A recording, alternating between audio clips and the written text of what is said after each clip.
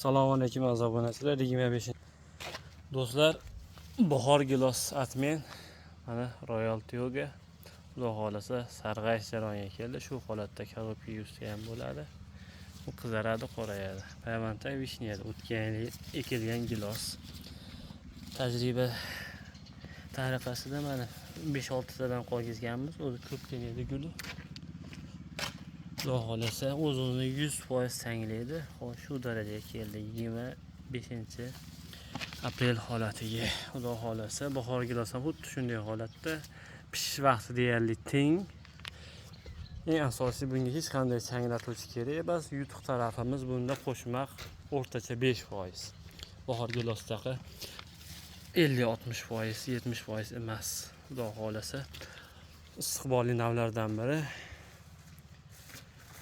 o'zini oqlayapti. Buni daragana jolti sariq payvantayda bor. Klon payvantayda ham yaxshi, lekin bizda uni ko'chatlari yo'q. Mana bular ham sarg'ayish jarayoniga keldi. Hozir bahor gilos ko'rsataman sizlarga.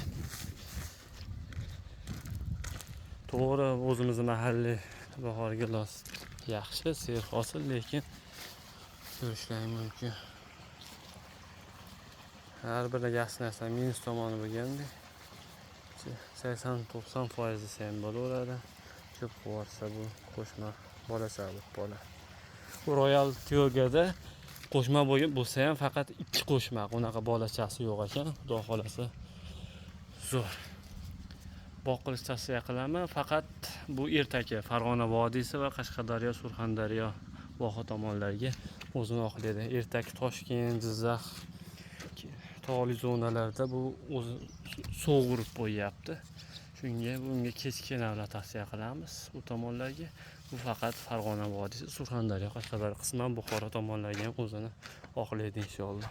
Videomiz manfaatli bo'lgan bo'lsa bittadan like bosinglar, podpiska bo'lishni unutmanglar do'stlar. Sog' bo'ling.